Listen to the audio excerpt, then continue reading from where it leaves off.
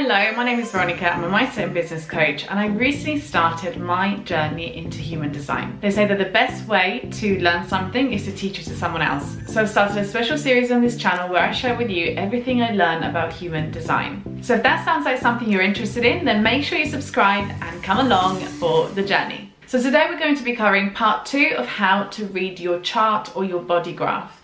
If you haven't watched part 1 already, then I suggest you do that. I will link the video up here so you can go and watch that first. In this video, we're going to start looking at how these different shapes and lines and gates can start to build this picture of who you are. Most websites that you use to get your chart, or at the very least the ones that I've suggested, will show you a summary alongside your actual visual representation of your chart. So I'm going to be explaining some of the key terms that you'll be seeing on your chart so that you can start to understand what they actually mean and what they relate to. The most important terms that you will come across, especially when you're getting started, are your type, your profile, your authority, and your strategy. Some websites will also show you some additional terms like your digestion, your variables, your incarnation cross, your environment, and your strongest sense. These tend to be a little bit more advanced, so for the purpose of keeping this video nice and simple for you to get started, we are only going to be focusing on the 4 fundamental aspects of human design. I would absolutely love to know which stage of your human design journey you are currently in. Are you coming across this system for the very first time and you're intrigued as to what it all means? Or have you already had a human design reading? Do you already know what type you are? Let me know in the comment section down below, where are you at in relation to your human design journey? Okay, so let's dive into the 4 key terms that you want to understand when you're looking at your chart. Number 1 is going to be your type. Your type refers to your own unique energy type or the type of aura. It essentially describes how your energy interacts with other people's energy or other people's aura and how it interacts with the collective energy of the universe. You can be one of 5 types.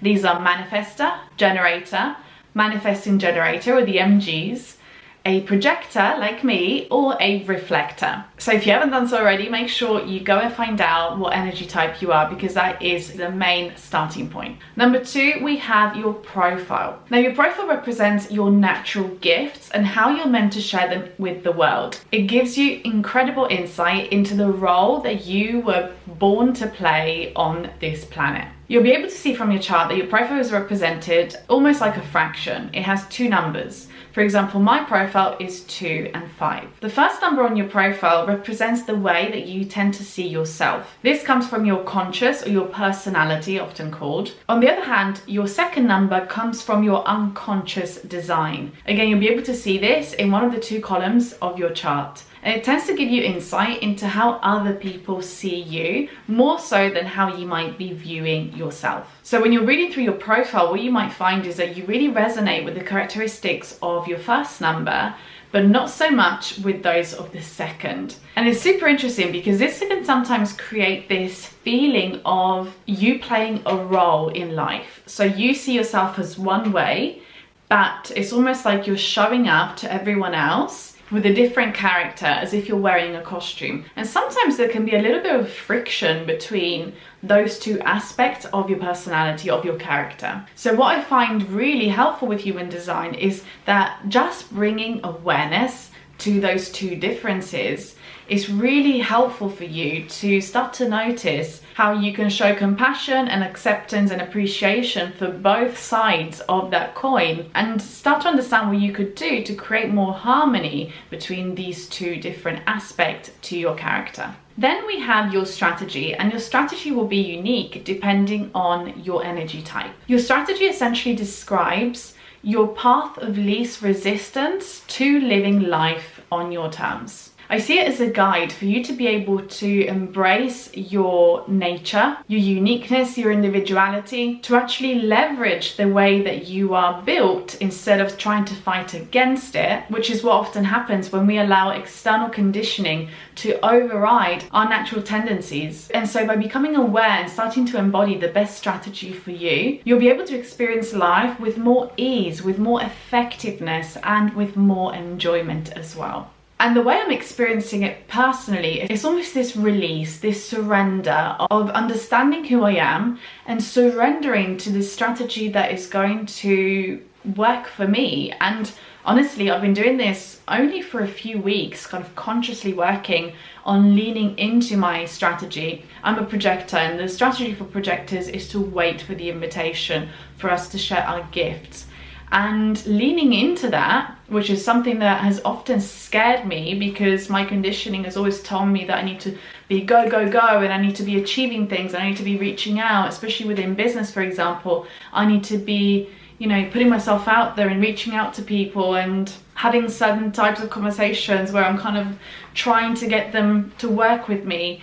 And that approach has never felt right to me. It has never felt enjoyable to me. And now that I've discovered the strategy for projectors, everything is starting to make sense. And it's kind of validating some of the feelings I've had that I couldn't necessarily process or verbalize before.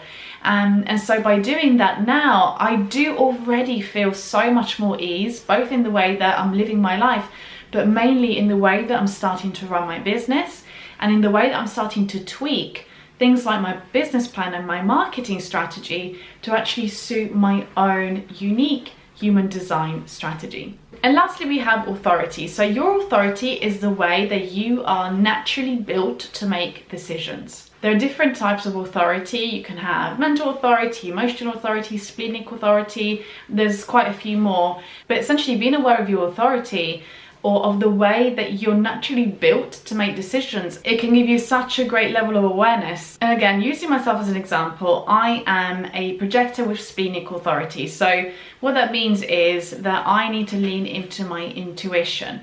I need to be able to make decisions not so much based on my emotions or logically thinking them through and looking at the pros and cons. The best way for me to make decisions is to listen to my instincts, is to listen to my intuition, and that will guide me, and it will give me the way that I experience it personally, and this will be different for everyone, but often I just know, I just have this feeling of like, this is the right decision for me, or this is the right path for me, this is the right route for me to take. I will just have this knowing, and this is something that I'm still exploring and I'm still trying to observe and understand and kind of track and become more familiar with.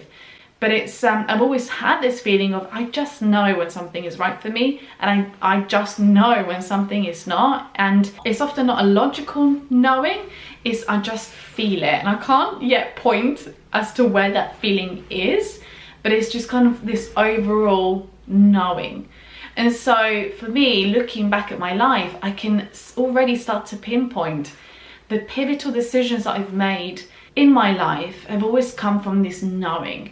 And what can sometimes happen because of the condition that we are exposed to is that we have that instinctive and intuitive knowing, but we override it with logic, and we override it with stories and with beliefs, and with, again, trying to weigh the pros and cons and trying to be really objective and logic about it. And so one of the things I'm practicing as a result of becoming aware of my splenic authority is that I'm starting to pay attention to my intuition more and more. And it's one of those things that once you become aware of it, and once you consciously start to make time for it and pay attention to it, it's almost like you're building that inner relationship, and you get better and better and better at recognizing when your authority is leading you.